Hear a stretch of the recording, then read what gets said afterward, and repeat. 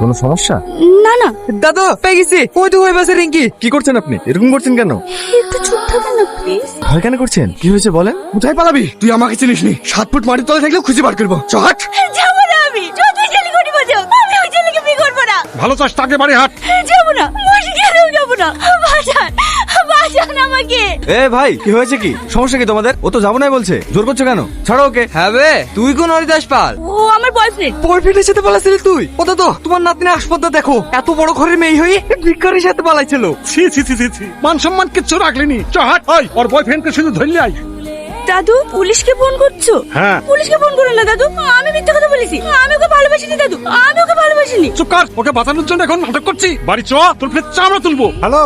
হ্যাঁ গনি বাবু বলুন, নাতনিকে পেয়েছেন? হ্যাঁ পেয়েছি, সঙ্গে কিডন্যাপারকেও পেয়েছি। নাতনিকে প্রেমের জালে ফাঁসিয়ে ভাগি নিয়ে যাচ্ছিল। আমরা আপনার থানাতেই আসছি। আমি তো থানাতে নেই, এক্ষুনি চাঁদপুরে বেরিয়ে আসলাম আসামি তুলতে। আমরা তো চাঁদপুর আছি। ঠিক আছে, আপনারা বাগান রাস্তায় চলে আসুন, আমরা রাস্তায় দাঁড়াচ্ছি। ঠিক আছে স্যার। কোথায় ছিল? জঙ্গিপুর বাস স্ট্যান্ডে, ওখান থেকেই ধরে নিয়ে আসলাম। কদিন ধরে চলছে এই ব্যবসা? ওখান থেকে সোজা কলকাতায় টান ধরতে নাকি? এইসব আপনারা কি বলছেন? কিসের ব্যবসা? আমি তোকে চিনিই না। আপনি মেয়েটাকে জিজ্ঞাসা করুন না। হ্যাঁ, এই ও কি বলবে রে? শালা বাচ্চা বাচ্চা মেয়েদেরকে প্রেমের জালে ফাঁসি পাতাল করা। চোট গাড়িতে থানায় লিখে 3rd ডিগ্রি তখন দেবো না, সব বেরিয়ে আসবে।